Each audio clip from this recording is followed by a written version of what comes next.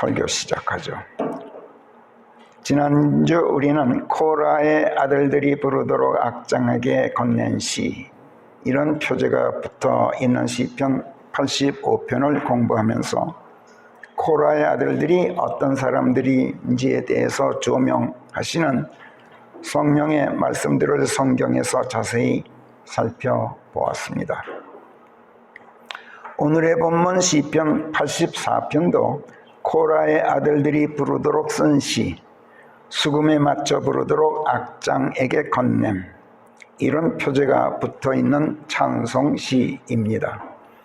코라는 이스라엘 12지파들 중에서 성전에서 하나님을 섬기는 일을 맡은 아주 거룩하고 영광스러운 직분을 가진 레위 족속이면서도 지난날 출애굽 때 루벤 지파 엘리압의 아들들인 다단과 아비람 등 250여 명의 족장급 병사들과 작당해서 하나님께서 백성의 지도자들로 세우신 아론과 모세에게 대적해 반기를 들고 일어났죠. 그래서 하나님에 대적하여 반역하는 역모를 꾀함으로써 하나님의 징벌로 땅이 갈라져 구덩이 속으로 삼켜져 버렸던 인물이었던 걸 우리가 보았습니다. 그러나 연좌제가 적용되지 않는 하나님의 법에도 불구하고 다단과 아비람의 처자식들은 자기들 스스로 그들의 아비들과 함께 자기네 장막 문에 나와 서 있는 바람에 몰살당하고 말았는데, 그렇지만 코라의 자식들은 그러지 않았기 때문에 멸문의 화를 입지 않았던 것을 우리가 보았습니다. 그렇기는 했지만 반역자의 후손들이라는 오명을 벗지는 못했을 코라의 아들들인데, 약 400여 년 뒤 민족 통합의 대의를 중시한 다윗 왕 덕분에 다윗 왕이 그들을 성막의 성가대원들로 세워줌으로써 과거의 영광을 회복하게 되었고, 특별히 그들이 부르도록 작사 작곡된 11편의 시와 노래들로 하나님을 찬양하는 특권까지 누릴 수 있었을 뿐만 아니라, 단순히 노래하는 일만이 아니라 찬송을 통해서 백성을 대표해서 나라와 백성을 위하여 하나님께 기도하고 간구하는 영광까지 누리게 되었던 것을 우리가 알게 되었습니다. 그리고 성부 하나님께 기도드리면서 그분께서 오시면 그분의 백성과 성도들에게 화평을 전하실 것인즉 하나님께서 들려주고자 하시는 것이면 무슨 말씀이든 저희가 다 귀담아 듣겠사오니, 저희가 다시는 하나님께 등 돌리고 어리석게 되지 않도록 해주셔서 하나님을 두려워하는 자들을 위해 그분의 구원이 임하도록 해주시옵소서 하고 간구함으로써 성자 하나님께서 구원의 메시아가 되어 오시기를 고대하는 원대한 소망을 기도 속에 담아 놓았다는 데 우리가 특별히 주목했었습니다. 이런 점에서 2000년 전 예수 그리스도의 초림은 그들의 이 기도에 대한 하나님의 응답이었다고 볼 수가 있습니다. 그러나 유대인들은 이 기도 중에 하나님께 자기들이 약속했던 것, 즉 하나님의 화평을 전하시는 그분을 통해서 하나님께서 들려주고자 하시는 것이면 무엇이나 다 저희들이 귀담아 듣겠습니다 하고 하나님께 다짐했던 그 약속을 오늘날까지 단지 몇몇 사람이 개인적으로만 그 약속을 지켰을 뿐 민족적으로는 그 약속을 아직도 지키지 않고 있습니다. 따라서 하나님을 두려워하는 자들 위해 임할 그리스도의 구원이 민족적으로는 아직까지 그들에게 임하지 않았습니다. 그러나 그렇다고 해서 그들의 이 기도가 영원히 백지로 돌아가고 말았느냐, 하나님의 언약이 영원히 파기되고 말았느냐 하면 그게 아니에요. 하나님께서 들려주고자 하시는 것이면 무엇이나 다 저희가 귀담아 듣겠사오니 하나님, 이 백성이 다시 등을 돌리고 어리석게 되지 않도록 해주시어서 이 나라가 하나님의 영광이 거하는 나라가 되게 해 주시옵소서 하고 간구했던 그들의 기도가 오늘날까지 응답되지 않은 채 좌절된 것처럼 보이지만, 그래서 하나님께서 이스라엘 백성을 영영 내치신 것처럼 생각되지만 결코 그런 게 아닙니다. 로마서 11장에 보면 여기에는 하나님의 놀라운 신비가 숨어 있다는 것을 우리가 알게 되는데, 성령께서 로마서 11장에서 사도 바울을 통해서 그 신비를 다음과 같이 밝히십니다. 그 내용을 발제 요약하고 풀어서 제가 읽어볼 테니 여러분은 눈으로 본문을 따라 읽어주시기 바랍니다. 먼저 1절부터 5절까지 보면, 하나님께서 당신의 백성을 내치셨느냐 하면 결코 그게 아니다. 나 바울도 아브라함의 씨에 속하고 베냐민 지파에 속하는 이스라엘 사람이지만 버림받지 않고 너희들이 보다시피 도리어 부름받고 택함받았다. 하나님께서는 먼저 하신 당신의 백성을 내치신 적이 없다. 일찍이 엘리야가 저 혼자 남았습니다. 그런데 저들이 또 저마저 죽이려고 합니다 하고 하나님께 고해했지만 내가 바알의 형상에 무릎 꿇지 않은 7,000명을 남겨두었다고 하나님께 답하셨다. 이 현 시대에도 이와 똑같이 은혜로우신 택함에 따라 한 무리의 남은 자들이 있다. 이렇게 말씀합니다. 그 다음 11절부터 마지막 32절까지 이스라엘 백성이 정신 못 차리고 비틀거리다가 영영 넘어져서 그들의 구원 사역이 허사로 끝나고 말았느냐? 아니다. 결코 아니다. 그게 아니라 그들의 넘어짐을 통해서 구원이 이방인들에게 임하게 되었다. 이방인들이 구원받게 하려고 하나님께서 유대인들을 넘어지게 하시고 그들을 내치신 것이다. 이것은 이방인들의 구원을 통해서 유대인들을 자극하고 시기심을 불러일으키시려는 하나님의 계책이다. 그래서 저들의 몰락이 세상의 풍요가 되고 저들의 쇠락이 이방인들의 풍요가 되었다. 그렇다면 언젠가 저들이 구원의 풍요로움으로 충만해질 때 세상과 이방인들은 또 얼마나 더 구원의 풍요로움으로 충만하게 되겠느냐. 그래서 나는 이방인들의 사도로서 내 직분을 확대해서 무슨 수를 써서라도 내 살붙이들인 유대인들의 경쟁심을 부추겨서 그들을 몇 사람이라도 구원코자 한다. 저들을 내치는 것이 세상을 하나님과 화해하도록 하는 일이 된다면 저들을 받아들이는 것은 이방인들을 죽은 자들로부터 살아나게 하는 일이 될 것이다. 가지들 중 일부가 잘려나가면 이방인들로서 돌 올리브 나무인 내가 저들에게 접목되어서 저들과 함께 참 올리브 나무의 뿌리를 같이 하고 살찜을 같이 하게 되는 것이다. 그런즉 잘려나간 그 가지들 앞에서 너희가 잘난 척 의수되지 말라. 그러면 너는 유대인들이 잘려나간 것은 이방인인 내가 접목되기 위함이었구나 하고 말하게 될 것이다. 잘 생각했다. 저들은 불신 때문에 잘려나갔고 너는 그리스도의 믿음 덕에 지금 서 있는 것이다. 그런즉 오만하지 말고 다만 두려워하라. 하나님께서는 본래의 가지들도 아끼지 않으셨다. 그렇다면 너도 아끼지 않으실까 조심해라. 하나님께서 넘어진 그들에게는 준엄하셨는데 너를 향해서는 선하시다. 그러나 네가 그 선하심 안에 계속 거하여 있어야 선하시지. 그렇지 않으면 너도 가차없이 잘려나갈 것이다.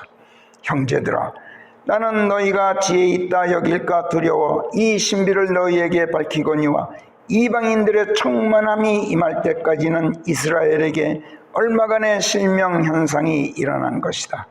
시온에서 구원자가 나와 야곱의 신성 없음을 쫓아내리라. 이것이 그들에게 준 내 언약이기 때문이니 내가 그들의 죄들을 없앨 때 그리 되리라고 성경에 기록된 것과 같이 이스라엘은 결국 모두가 구원받게 될 것이다. 이스라엘은 결국 모두가 구원받게 된다고 약속하고 있습니다. 복음을 놓고 보면 저들이 너희들 때문에 원수들이 되었지만 그러나 택함을 놓고 보면 저들은 조상들 때문에 사랑받는 자들이다. 하나님께서는 당신의 선물들과 부르심을 도로 물으시는 법이 없다. 그래서 너희도 지난날 하나님을 믿지 않았지만 그럼에도 저들의 불신 덕에 너희가 지금 자비를 얻게 된 것과 같이 저들도 지금까지 믿지 않았지만 너희가 자비를 받았으므로 그 덕에 저들도 이제 자비를 얻을 수 있게 된다. 하나님께서는 당신께서 모든 자들에게 자비를 베푸시려고 모든 자들을 불신 속에 가두어 두셨다. 하나님께서 자비를 베푸시려고 모든 사람들을 불신 속에 가두어 두셨대. 이 또한 하나님의 역설의 진리죠. 파라독스의 진리입니다. 오 하나님의 지혜와 예지의 풍부함, 그 깊음이요, 그분의 사려 판단이 얼마나 헤아리기 어렵고 그분의 지나간 길들을 발견하기가 얼마나 어려운가. 누가 주 하나님의 깊은 생각을 알았던가. 34절까지.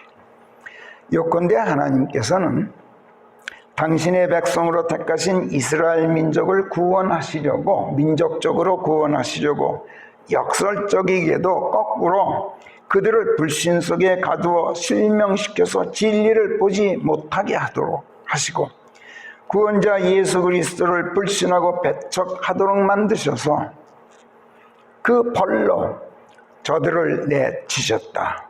그리고 그 대신 엉뚱하게도 하나님의 백성도 아닌, 하나님의 백성은커녕 멸망의 자식들이요 하나님의 원수들인 이방인들을 예수 그리스도께로 불러들여서 그분 안으로 침례시키고 그분과 알을 이루고 믿음을 이루게 해서 그분과 한 몸이 되게 하셨다.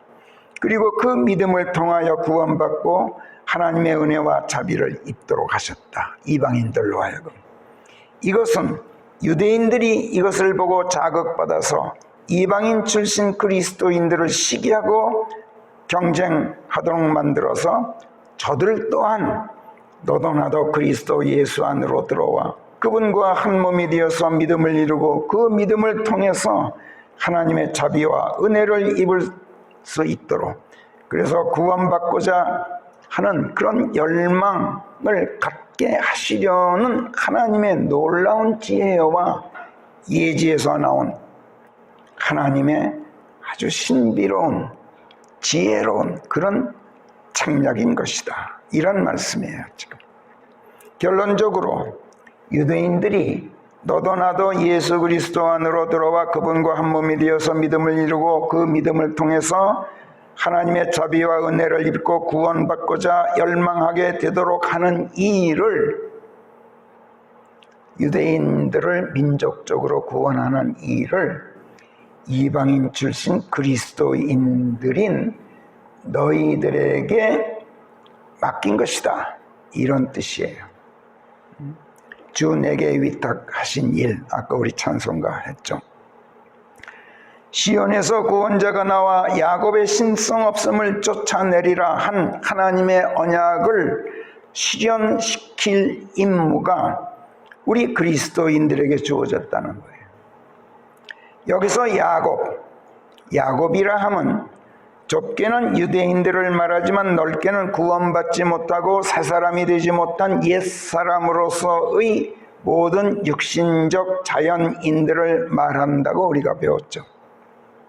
또 시온, 문자적으로는 지리적인 위치, 팔레스타인 땅에 있는 예루살렘을 말하지만 시온, 영적으로는 하늘에 있는 하나님의 도성 천상의 예루살렘을 말하고 그 천상의 시온성을 지상에서 예표하는 모든 그리스도인들과 그들의 교회들을 말한다고 했습니다. 그래서 시온에서 구원자가 나와 야곱의 신성 없음을 쫓아내리라 하신 하나님의 이 언약은 지상의 그리스도인들과 그들의 교회들에서 구원의 복음이 선포됨으로써 그 복음을 통해서 구원자 예수 그리스도께서 임하셔서 육신적인 옛사람들인 가운데 구원받지 못해 영원한 생명을 지니지 못한 모든 사람들을 구원하고 그들에게서 신성 없음, 생명 없음, 즉 죽음을 몰아내게 될 것이다, 이런 뜻이에요. 하나님의 이 숭고하고 위대한 언약 성취의 사명이 우리들 그리스도인들과 교회들에게 주어져 있다는 겁니다. 자, 그러면 너희는 우리가 하나님의 자비를 입고 그리스도의 믿음을 통해서 하나님의 은혜로 구원받게 된 것은 육신적인 옛사람들인 가운데 구원받지 못해서 영원한 생명을 지니지 못한 모든 사람들을 구원해서 그들에게서 신성 없음, 즉 생명 없음, 즉 죽음을 몰아내도록 하기 위함이었구나 하고 말하게 될 것이다. 그렇다. 잘 생각했다. 저들은 지금 하나님께서 자비를 베푸시려고 불신 속에 갇혀 있는 것이다. 저들을 불신 속에서 꺼내어 하나님의 자비를 입게 하는 사명, 이 사명은 너희들 그리스도인들의 몫이다. 그러므로 오만하지 말고 다만 두려워하는 가운데 하나님의 선하심 속에 계속 거하고 있어라. 하나님의 선하심 속에 계속 거하고 있으려면 너희에게 주어진 그 선한 사명 받들므로써 하나님의 부르심과 택하심에 너희가 부응하고 있어야 한다. 그렇지 않으면 너희도 가차없이 잘려나갈 것이다. 지금 성령께서는 로마서 11장에서 이렇게 우리에게 경고하고 계신 겁니다. 그렇다면 어떻게 해야 우리 그리스도인들이 이 숭고한 소명을 받들어서 우리에게 주어진 사명을 받들고 하나님의 선하심 속에 계속 거할 수 있을까요? 어떻게 해야 아직도 육신적인 옛사람들인 가운데 구원받지 못해서 영원한 생명을 지니지 못한 사람들이 어떻게 해야 너도 나도 하나님의 자비를 입으려고 열망하도록 그렇게 만들 수 있을까? 이에 대한 답을 오늘 성령께서 시편 84편을 통해서 우리에게 가르쳐 주고자 하십니다. 시편 84편 서두 1절 2절에서 코라의 아들들이 찬송하면서 하나님께 뭐라고 말씀드렸습니까? 시편 84편으로 가서 1절 2절 다시 한번 보세요. 오 만군의 주여, 주의 장막들은 어찌 이리도 마음을 끄는지요. 제 혼이 주의 뜰들을 사모하다 못해 살아계신 하나님을 찾아 부르짖느라 제 마음과 제 육신이 기진할 지경이옵니다. 이렇게 하나님께 말씀드리고 있어요. 하나님을 일컬어 만군의 주 여호와 사바옷 이렇게 부르고 있죠. 3절에서도 하나님을 그렇게 부르고 8절에서도 또 12절에서도 그렇게 부르고 있습니다. 만군의 주, 하나님의 이 이름 여호와 사바옷, 만군의 주, 하나님의 이 이름은 구약 성경에서 유대인들에 의해서만 사용되는 이름입니다. 신약 성경에는 나오질 않는 이름입니다. 신약 성경에도 만군의 주라는 이름이 로마서 9장 29절과 야고보서 5장 4절에 딱 두 번 나오긴 하지만 구약 성경을 인용하는 곳에서 또는 유대인들에게만 던지는 메시지에서만 나옵니다. 이것은 곧 시편 84편이 교리적으로는 유대인들에게 적용되는 말씀이라는 것을 의미합니다. 그런데 8절에서는 또 앞에서는 하나님을 만군의 주라고 지칭하다가 뒤에서는 야곱의 하나님 이렇게 바꾸어 부릅니다. 성경에서 야곱이 무엇을 의미한다고 했죠? 교리적으로는 아브라함의 손자요 이삭의 아들인 이스라엘 민족의 조상 야곱을 말하죠. 교리적으로는. 그러나 창세기 32장 28절에서 하나님께서 그에게 이스라엘이라는 새 이름을 주시기 전에 옛 이름이 야곱이었다는 점에서 영적으로 볼 때 이 이름은 이스라엘이 하나님의 사람으로 거듭난 새 사람을 의미한다면 이에 반해서 야곱은 거듭나기 전에 옛사람을 의미한다. 이렇게 우리가 배웠습니다. 그러니까 영적으로 야곱의 하나님은 아직 거듭나지 못한 옛사람의 하나님을 뜻하고, 이스라엘의 하나님은 하나님의 사람으로 새롭게 거듭난 새 사람의 하나님을 뜻한다는 것을 우리가 성경을 읽을 때마다 유의해 둬야 돼요. 하나님의 사람으로 거듭난 새 사람은 예수 그리스도 안으로 들어가서 그분과 알물 이루고 믿음을 이룬 사람, 그분과 한 몸이 된 가운데 그분 안에 사는 사람을 말합니다. 시편 기자는 지금 시편 84편에서 자기가 이렇게 되기를 갈망하고 있는 겁니다. 그리고 자신의 이 갈망을 3절에서 이렇게 나타내죠. 참새도 하나님의 제단들을 집삼고 삽니다. 제비도 하나님의 제단들의 둥우리를 틀고 제 새끼를 거기다 누입니다. 이런 말로 표현하고 있어요. 저도 그러고 싶습니다. 4절에서도 주의 집에 사는 자들은 복됩니다. 이런 말로 자신의 갈망을 표현하고 있어요. 성경에서 복되다, 이 말은 하나님의 사람으로 성결하게 되었다, 하나님의 소유로 거룩하게 되었다라는 뜻이라고 우리가 배웠습니다. 하나님의 집에 들어가 살려면 하나님의 식구가 되어야죠. 하나님의 식구도 아닌데 하나님의 집에 어떻게 들어가 살아요? 시편 기자는 자기도 하나님의 사람, 하나님의 가족이 되어서 하나님의 집에 들어가 살게 되기를 갈망하고 있는 겁니다. 하나님의 사람이 되어서 그분의 집에 들어가 살려면 그리스도 안으로 들어가야 하고, 그리스도께서 내 안에 들어와 사셔야만 돼요. 내가 그리스도 안에 거하고 있고 그분께서 내 안에 거하고 계시면 나는 없어요. 나는 죽어 없어졌어요. 그리스도께서만 살아계시게 돼요. 그럼에도 내가 살고 있는 것은 내가 살고 있는 것이 아니라 그리스도께서 살고 계신 것이고, 내가 지금 육신 안에 살고 있는 이 삶은 나를 사랑하신,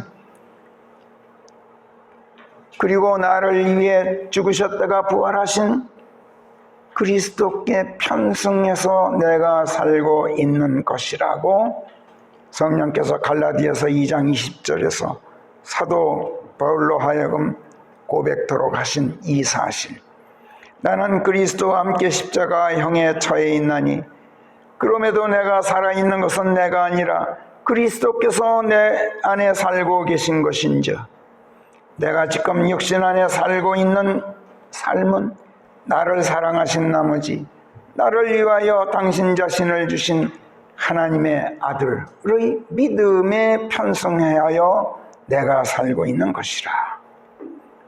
내가 하나님의 사람으로 거듭남으로써 옛사람 야곱이 아니라 새사람 이스라엘이 되면, 나는 내가 사는 삶을 사는 것이 아니라 그리스도께서 내 안에 살고 계신 삶을 사는 것이 돼요. 그렇기 때문에 세상 사람들이 나를 볼 때 나를 보는 것이 아니라 그리스도를 보게 돼요. 내게서 하나님이 선양되고 계신 거예요. 그래서 시편 기자는 여기 시편 84편 4절에 보면 주의 집에 사는 자들은 복됩니다. 그들이 변함없이 주를 찬양하게 마련이기 때문입니다 하고 말씀드리고 있어요. 하나님의 식구가 되어서 그분의 집에 들어가 사는 사람은 어떤 상황에서도 늘 하나님을 드러내 보이기 때문에 가만히 있어도 늘 변함없이 하나님을 선양하게 마련입니다. 그것만이 아니에요. 하나님의 식구가 되면 길이요 진리요 생명이신 그리스도께서 내 안에 들어와 사시는 것이기 때문에 내 안에 힘이 있고 내 마음속에 길이 있게 마련이죠. 또 하나님의 가족이 되어서 그분의 집에 들어가 살고 있기 때문에 늘 하나님 앞에 출두해 있는 삶을 살게 돼요. 그러니까 힘을 늘 재충전하게 돼요. 하나님과 늘 접속하고 있어요. 힘이 재충전돼요. 그래서 힘에 힘을 더하여 가게 마련이죠. 시편 기자는 이렇게 되기를 갈망하고 있는 겁니다. 그러면서 8절에 보면 오 만군의 주 하나님이시여 제 기도를 들으소서, 오 야곱의 하나님이시여 귀를 주소서. 셀라. 오 저희들의 방패이신 하나님이시여 통촉하시오. 주의 기름 부음 받은 자의 얼굴을 응시하소서. 10절에서 실로 주의 뜰들 안에서의 하루가 첫날들보다도 더 낫나이다. 사악의 천막들 안에 사는 이보다 저는 차라리 제 하나님의 문지기가 되었으면 좋겠나이다. 오늘 설교 제목입니다. 이렇게 8절, 9절, 10절에서 야곱의 자손들을 대표해서, 지금 시편 기자는 야곱의 자손들을 대표해서 하나님께 간구하고 있는 겁니다. 통촉하시오. 주의 기름 부음 받은 자의 얼굴을 응시하소서 하고 간구하고 있는 이 말씀은 교리적으로 볼 때는 야곱의 자손들인 유대인들이 구원받고 새 사람들로 거듭남으로써 하나님의 가족이 되어서 하나님의 집에 들어가 살기를 갈망하고 있다는 것을 하나님 통촉하시옵소서. 그래서 주의 기름 부음 받은 자의 얼굴, 즉 다윗의 얼굴을 응시하소서. Look upon it. 그냥 보는 게 아니라 upon. 이 말은 눈을 떼지 않고 자세히 들여다보는 것을 look upon이라 그래요. 다윗의 얼굴에 서려 있는 저 뜨거운 갈망을 하나님 눈여겨 보시옵소서. 하나님의 가족이 되지 못해 하나님의 집에 들어가 살지 못하고 이 광야 같은 세상에서 백날 천날을 산들 그게 무슨 소용이 있습니까? 죽으면 그만이고 죽어서도 지옥행이니 그게 무슨 소용이 있습니까? 하나님의 식구가 되어서 하나님의 집 뜰 안에라도 들어가 있게 되면 하루를 살더라도 영원한 생명으로 이어질 테니 이것이 값지고 보람 있는 삶이 아니겠습니까? 하나님께 이렇게 하소연하고 있는 거예요. 하나님의 집 방 아니라도 좋습니다. 마당이라도 좋습니다. 하나님 마당이 아니라 하나님의 집 대문간이라도 좋습니다. 하나님의 집 문간에서 문지기라도 되기를 제가 갈망합니다. 다윗의 얼굴을 하나님 본척만척 하지 마시고 그 얼굴에 시선을 고정하고 자세히 보십시오. 간절한 열망이 그의 얼굴에 서려 있지 않습니까? 이런 애절한 간구를 지금 시편 기자가 백성을 대표해서 하고 있는 거예요. 교리적으로는 그렇단 말이에요. 야곱의 자손의 이 민족적 열망은 그러나 지금 이 현 시대의 열망이 아니에요. 유대인들 중 몇몇 개인들은 초대교회 시대에도 이런 열망을 불태웠어요. 개인적으로는 시몬 베드로를 위시한 예수님의 제자들이 그랬고 바울이 그랬죠. 그런데 지금 현 시대에도 몇몇은 그럴지 모르겠어요. 유대인 출신 그리스도인들이 없지 않으니까요. 그러나 민족적으로는 그렇지가 못해요. 민족적으로는 예수님의 초림 당시부터 오늘에 이르기까지 유대인들이 이런 열망을 갖고 있지를 않아요. 예수님의 재림과 함께 모든 그리스도인들이 하늘로 들려 올라가서 세상에서 사라져 없어짐과 함께 지금 이 교회 시대가 끝나고 대환란 시대에 접어들어서 온갖 고초를 겪은 뒤에야 비로소 유대인들은 민족적으로 각성하게 되고 이런 열망을 갖게 돼 있어요. 성경에 보면. 그리고 야곱의 하나님 만군의 주여 저희에게 주의 귀를 주소서 저희 기도를 들으소서 하고 애절하게 부르짖게 될 거예요. 대환란 시대에 들어가서. 또 그때 그들의 기도가 응답되어서 그들의 민족적 구원이 이루어지겠죠. 로마서 11장에서 성령께서 아까 뭐라고 말씀하셨습니까? 이스라엘은 모두가 구원받게 되리니 기록된 바 시온에서 구원자가 나와 야곱의 신성 없음을 쫓아내리라. 이것이 그들에게 준 내 언약이기 때문이니 내가 그들의 죄들을 없앨 때 그리 되리라 한 것과 같이 되는 것이라. 복음을 놓고 보면 저들이 너희들 때문에 원수들이 되었지만 택함을 놓고 보면 저들은 조상들 때문에 사랑받는 자들이니라. 실로 하나님의 선물들과 부르시면 도로 물음이 없다.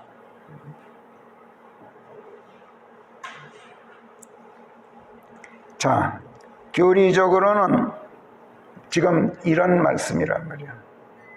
교리적으로는.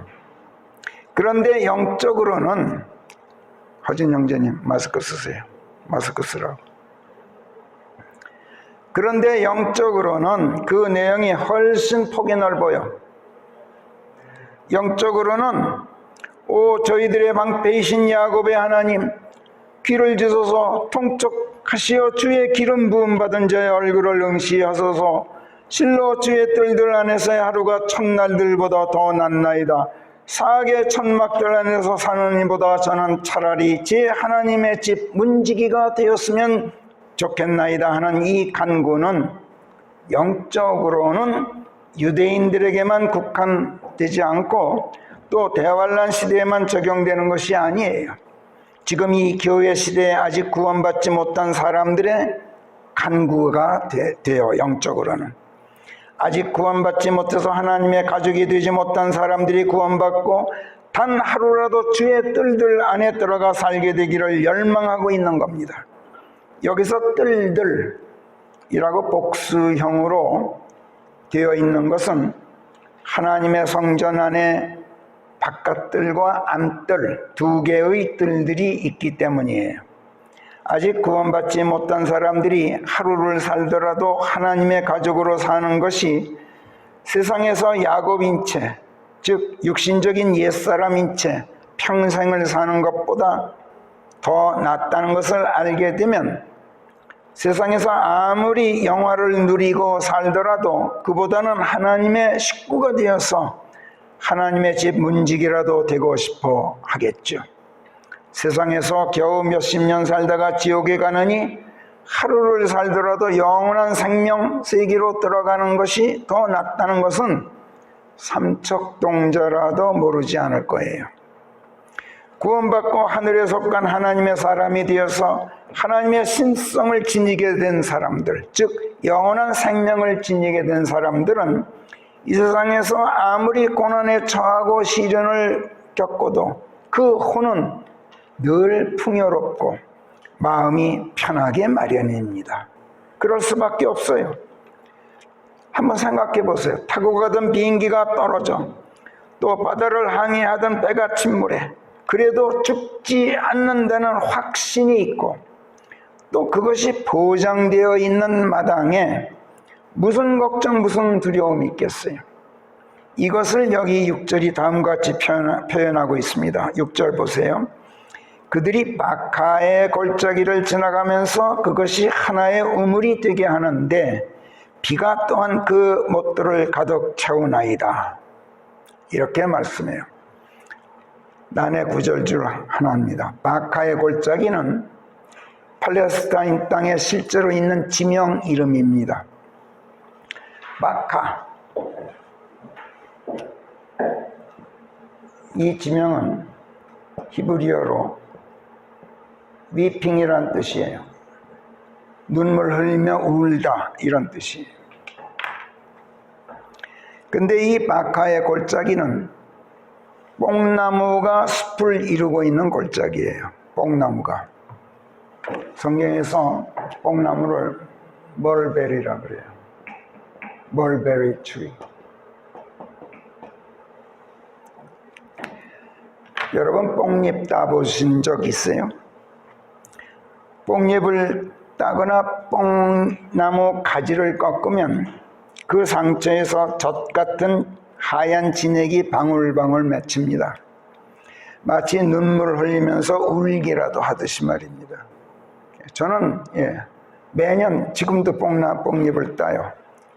제가 시골에 살기 때문에 뽕잎을 따요. 또는 가지도 꺾어요. 그러면 하얀 진액이 눈물 맺히듯이 맺혀요.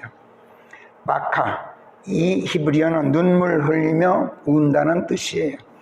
그래서 개역본은 박하의 골짜기를 눈물의 골짜기라고 의역해 놓았어요. 그러나 박하의 골짜기는 어디까지나 고유명사예요. 지명이니까요. 그래서 킹짐 성경은 지명 그대로 박하의 골짜기라고 고유명사 그대로 써놓았어요. 고유명사인 지명을 의역해 놓기로 말한다면 예루살렘도 평화의 터 이렇게 해야 하고, 시온, 여러분 시온이 무슨 뜻인지 아세요? 폐허란 뜻이에요.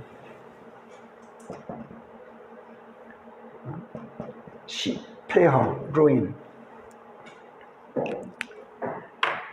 이스라엘도 이스라엘이라고 하지 말고 하나님을 설득함, 이스라엘의 뜻이에요. 야곱이 창세기에서 하나님의 천사와 씨름하고 결국은 천사의 축복을 받아내도록 설득을 했죠. 하나님과 겨루어 이김이라고 우리말 역본들이 번역해놨는데, 사람이 어떻게 하나님과 겨루어서 이깁니까? 하나님을 설득한 거예요.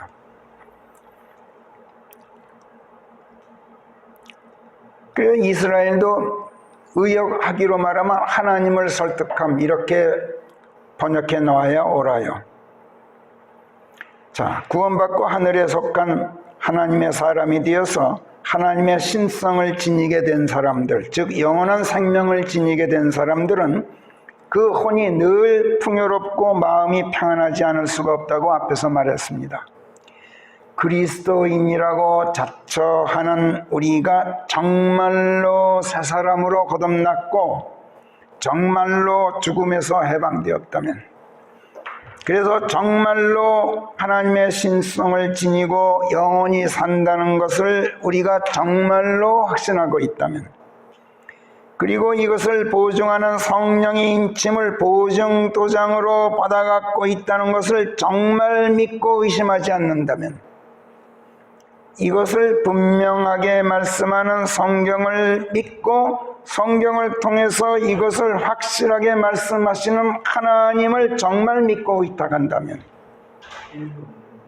정말 그렇다면 그리스도인들은 세상에서 아무리 고난에 처하고 시련을 겪어도 그 혼은 늘 풍요롭고 마음은 편할 수밖에 없어요. 그렇지 않겠어요? 그래서 그리스도인들은 고난을 겪으며 시련의 눈물을 아무리 흘려도 그 눈물이 바다를 이룰 만큼 많은 양의 눈물이어도 바다를 이루지 않고 우물을 만드는 법이에요. 생명수가 솟는 우물 말이에요. 그 여인이 말하기를 우리에게 우물을 주었고 자기가 친히 마셨으며 그의 자녀들과 그의 가축들이 마시도록 하였던 우리 조상 야곱보다 당신이 더 크시나이까 하니, 예수께서 대답하여 그녀에게 말씀하시기를 이 물을 떠 마시는 자는 누구나 다시 목이 마를 것이로되, 그러나 누구든지 내가 그에게 주게 될 물을 마시는 자는 결코 목마르지 않으리라. 내가 그에게 주게 될 물은 그의 안에서 영원한 생명 안으로 들어가게 하는 물이 샘솟아 오르는 우물이 되리라 하시더라. 그 여인이 주께 말씀드리기를 어르신이여 이 물을 저에게 주소서, 그리하여 제가 목마르지 않아 이리로 물 기르러 오지 않아도 되게 하소서 하더라. 요한복음 4장 12절부터 15절까지의 말씀이에요.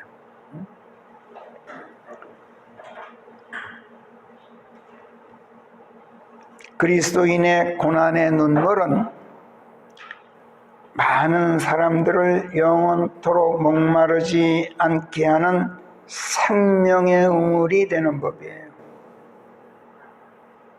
그리스도인이 울면서 흘리는, 고난받으면서 흘리는 눈물은 자기가 고통스러워서 흘리는 눈물이 아니라 다른 사람들의 생명을 목마르지 않게 하는 눈물이란 말이에요. 그래서 박하의 골짜기를 지나가도 그리스도인들의 눈물은 우물을 만든다, 이렇게 표현하고 있는 거예요. 만약 그 우물들이 넘쳐서 못들을 가득 채우기에 부족하다면, 또는 눈물이 메마르고 우물이 말라서 못들이 바닥이 난다면, 이때는 하나님께서 거기에 또 생명의 단비를 보내주셔서 못들을 가득 채워주셔요. 계시록 21장 4절에 보면, 그리하여 하나님께서 그들의 눈에서 눈물을 말끔히 닦아주실 것이요, 더 이상 죽음이 없을 것이며 슬픔도 없고 울부짖음도 없으며 그 어디에도 아픔이 더 이상 있지 아니하리니 이는 이전의 것들이 사라져 없어졌음이라 하더라. 그리고 보좌에 앉으신 분께서 말씀하시기를, 보라, 내가 만물을 새롭게 하노라 하셨느니라. 그리고 내게 말씀하시기를, 쓰라, 이는 그 말씀들이 참되고 신실함이라 하시더라. 그분께서 내게 말씀하시기를, 다 이루어졌도다. 나는 알파여 오메가니 시작이라 끝이라. 목말라 하는 자에게 내가 생명수의 샘을 거저 주리라. 극복하는 자는 모든 것을 물려받게 되리니 내가 그의 하나님이 되고 그가 내 아들이 되리라 하시더라. 요한계시록 21장 4, 5, 6, 7절에 나오는 말씀이죠. 자, 아직 구원받지 못한 세상 사람들이 우리 그리스도인들에게서 바로 이것을 발견하게 된다면, 아무리 고난당하고 시련을 겪어도, 또 그러면서 숱한 눈물을 아무리 흘리더라도 그 눈물이 이 세상 많은 사람들이 영원토록 목마르지 않을 생명수의 우물을 만들고 있다는 것, 또 거기에 하나님께서 그리스도인들을 통해서 생명의 피를 보내셔서 광야같이 척박한 이 세상의 못들을 생명수로 가득 채워주신다는 것을 세상 사람들이 우리한테서 발견하게 된다면 어떻게 될까요? 그들은 틀림없이 시편 84편 10절에서 실로 주의 뜰들 안에서의 하루가 첫날들보다도 더 낫나이다. 사악의 천막들 안에서 사는 이보다 저는 차라리 하나님의 집 문지기가 되었으면 좋겠나이다 하고 고백하게 되겠죠. 그러면서 하나님 앞으로 나아오게 될 것이고, 주 하나님께서 태양이십니다. 주 하나님, 당신께서 저희들을 악에서 지켜주시는 방패이십니다. 마음 바르게 행하는 자들에게 은혜와 영광을 주시고 선한 것이라면 조금 더 아끼시는 법이 없는 하나님, 저희들을 받아주십시오.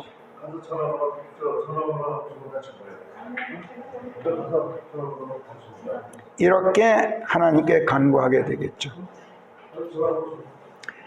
그리고 오 하나님, 주를 믿고 의탁하는 사람을 복됩니다 하고 그리스도인들을 부러워하게 되겠죠.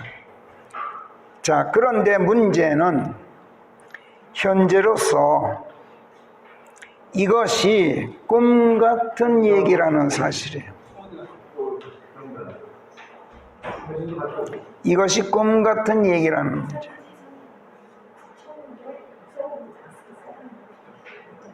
설교자도 마스크 쓰라고, 거리가 이렇게 떨어져도.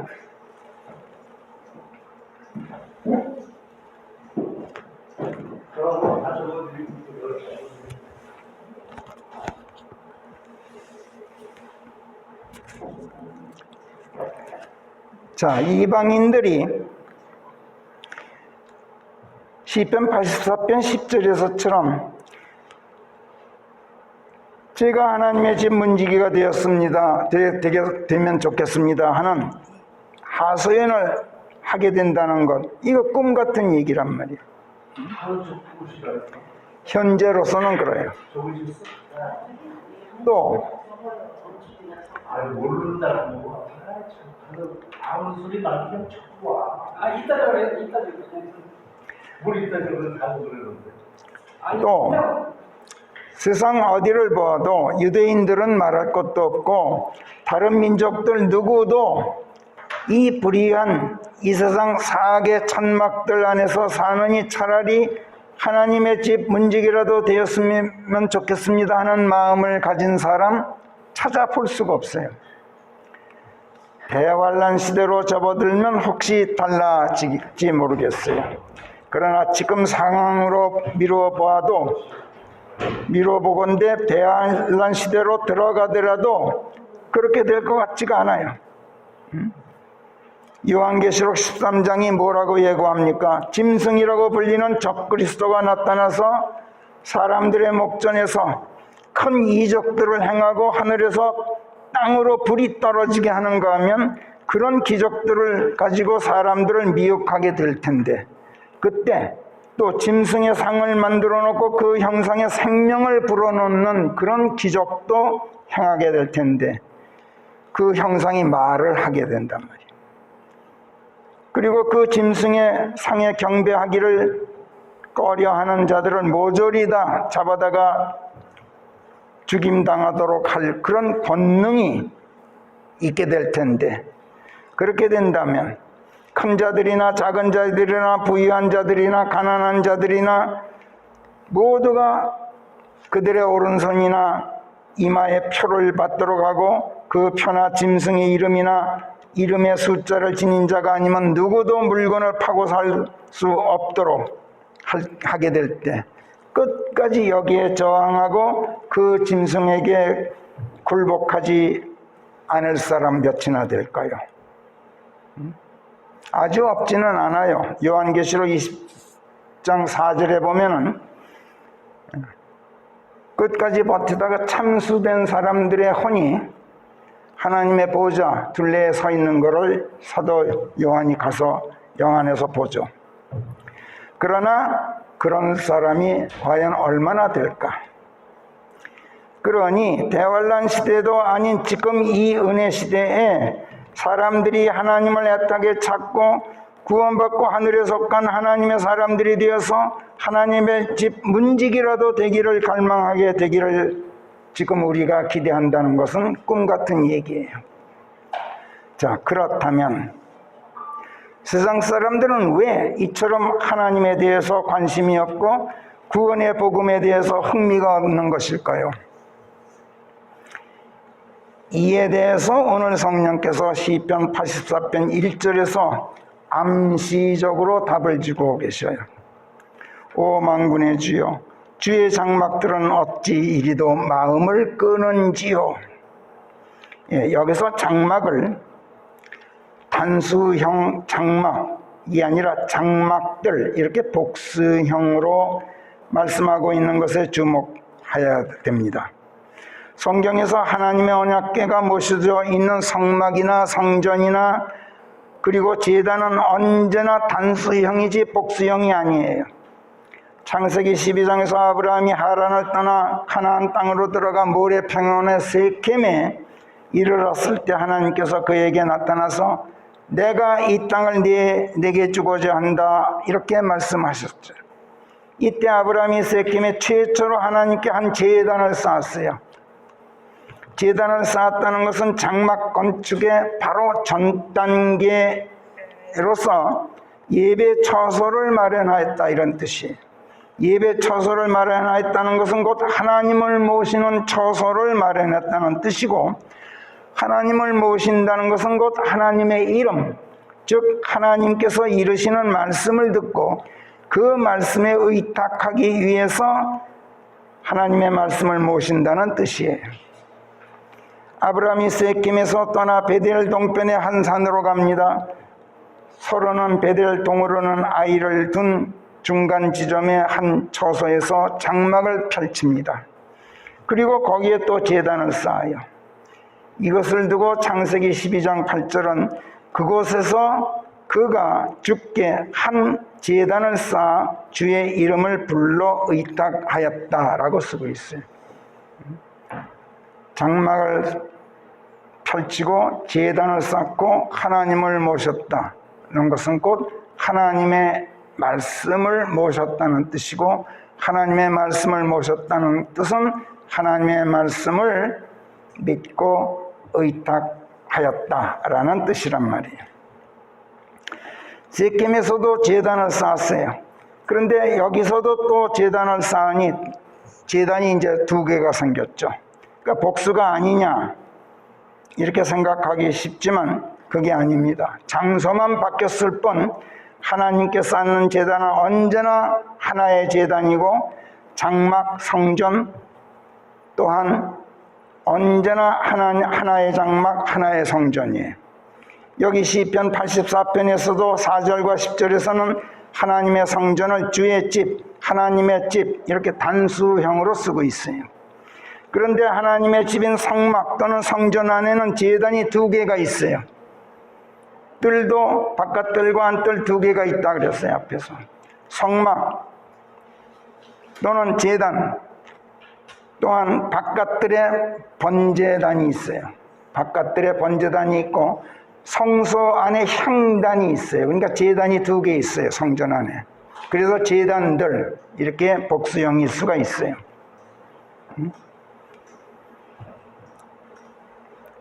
그런데 장막이나 성막 또는 성전은 반드시 단수형이어야만 해요.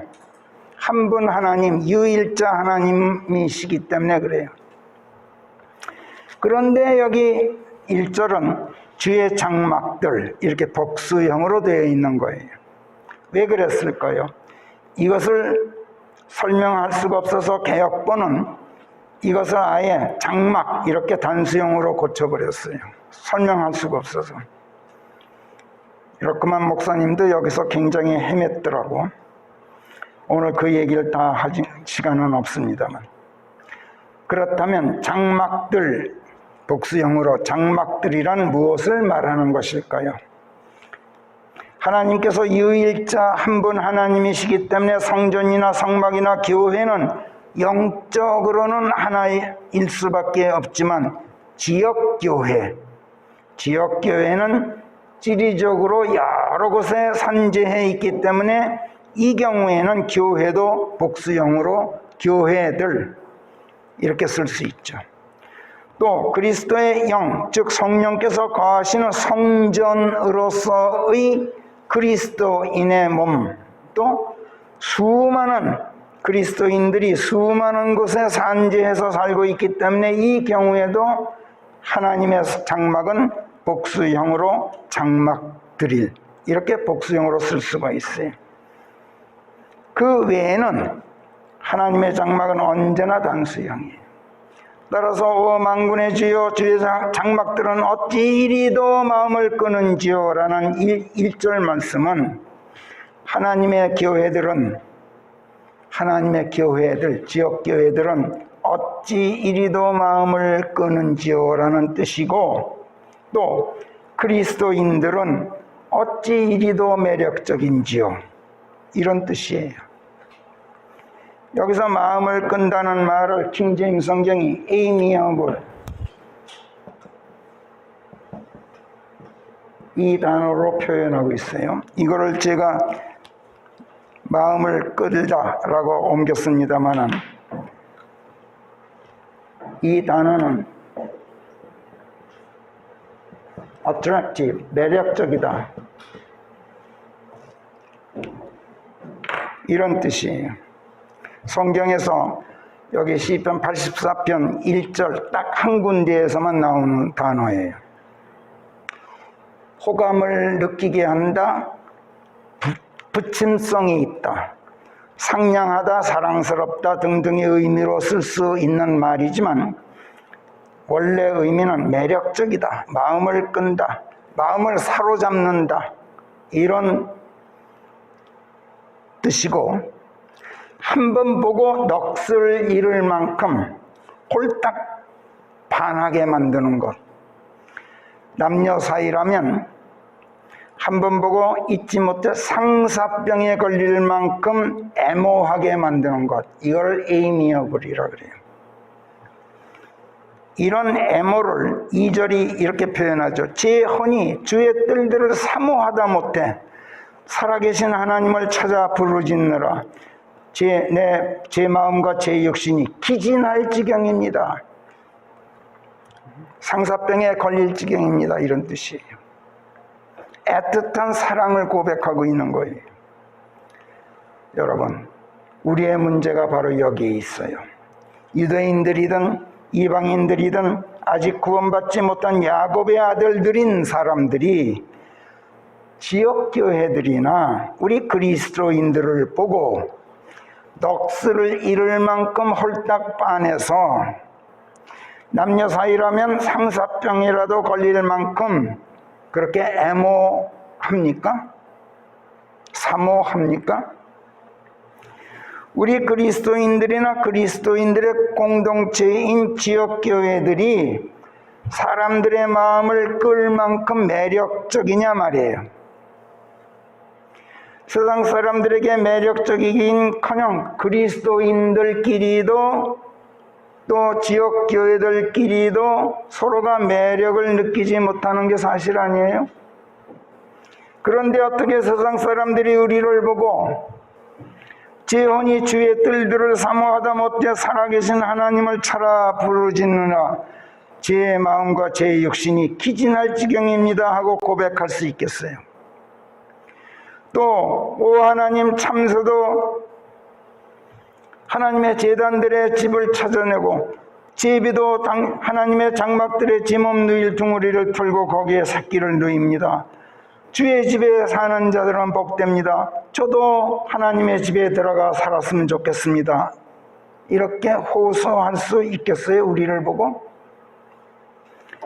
우리 그리스도인들을 보고, 그리스도인들의 공동체인 교회들을 보고 말이에요. 자, 그렇다면 그들이 어째서 그리스도인들에게 마음이 끌리지 않고 교회들에게 매력을 느끼지 못하는 걸까요? 왜 그럴까요? 매력이 하나도 없어. 그리스도인들인 우리 자체가 하나님의 전 뜰들을 사모하지 않고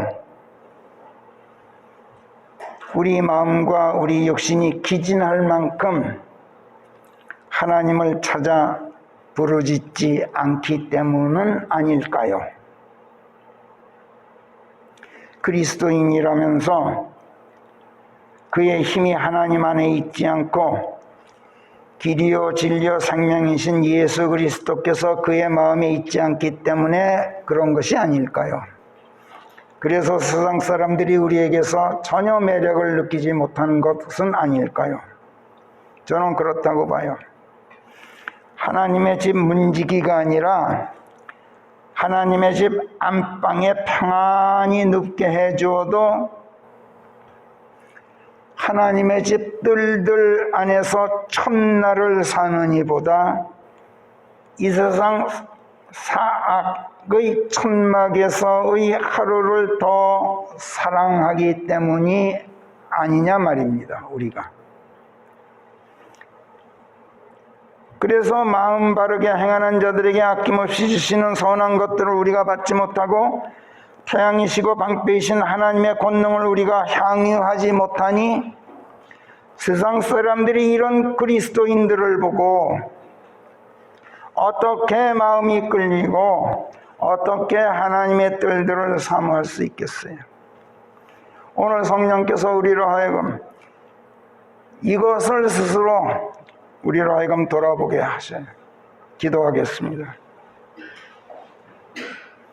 하나님, 저희가 광야 같은 이 세상 나그네 길 마카의 골짜기 지나듯 살아가면서 흘리는 눈물이 우물이 되지 못한 채 헛되이 흘려지는 이유를 하나님 이제 알겠습니다. 시온에서는 한 사람 한 사람 모두가 하나님 앞에 출두해 있어서 그들이 힘을 더하여 간다 말씀하는데 저희는 그렇지가 못합니다. 하나님, 주를 믿고 의탁하는 사람은 복되다고 입으로는 말하면서 저희가 그렇게 복되지가 못한 것을 고백합니다. 원수들까지도 사랑하라. 너희를 저주하는 자들을 도리어 축복하고 너희를 미워하는 자들에게 선을 행하라. 천대 핍박하는 자들을 위하여 기도하라고 주께서 가르치신 이유를 이제 저희가 깊이 깨닫습니다. 하나님, 저희는 진정 아버지의 자녀들이기를 원합니다. 사랑하는 자들아, 우리가 서로 사랑하자. 사랑은 하나님께로부터 나오나니 누구나 사랑하는 자는 그래서 하나님께 속하여 하나님을 아느니라. 사랑하지 않는 자는 하나님을 알지 못하나니 하나님께서는 사랑이심이라. 이렇게 말씀하신 그 말씀, 하나님, 저희 마음속에 깊이 새기고 살도록 해 주십시오. 그럴 수 있도록 하나님, 저희들 한 사람 한 사람 안에서 들어와 사시어서 하나님의 마음, 하나님의 사랑으로 저희가 서로 사랑함으로써 아버지의 사랑이 저희 안에서 완전해지도록 해 주시옵소서. 그리하여 심판날에 저희가 담대함을 가질 수 있도록 해 주시고, 아버지께서 그러하신 것 같이 저희가 이 세상에서 그러하여 저희들을 보는 많은 사람들이 저희에게 마음이 끌리고 저희 교회에 마음이 끌리는 가운데 하나님의 장막들을 사모하고 하나님을 찾게 해 주시옵소서. 감사하옵고 우리 주 예수 그리스도의 이름 안에서 기도하옵나이다. 아멘.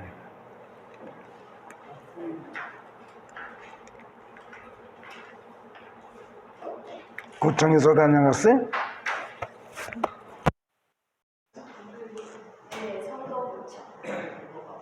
그래서 다음 주에 한 번 더 온대요, 목사님.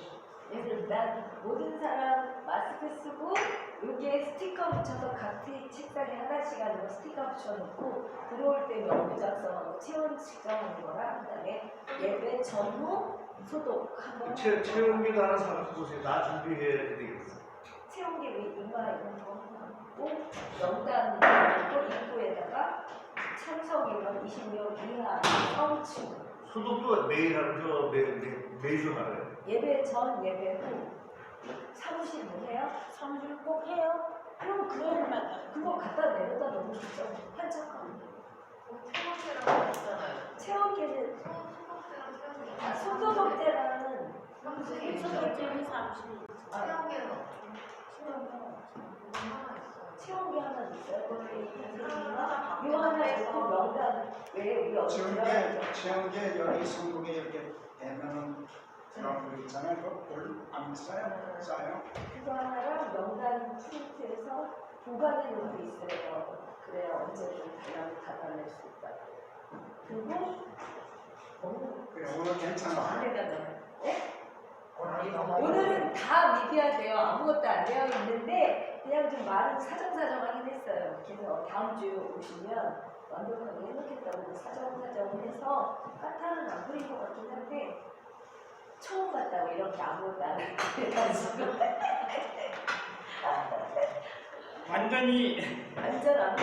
완전히 공산주의야. 일제 시대도 이렇게 안 했거든. 아마 벌금을 줄 것 같진 않아요. 차라리 준다다. 아니 그리고 그런 말씀 마시고 사람한테 그걸 벌금 때릴 때. 아니 의자가 이게 몇 명까지 아니까 안 된대. 성경 공부도 안 된대. 네? 안 되는데. 안 된대. 자문님 연락드려요. 제가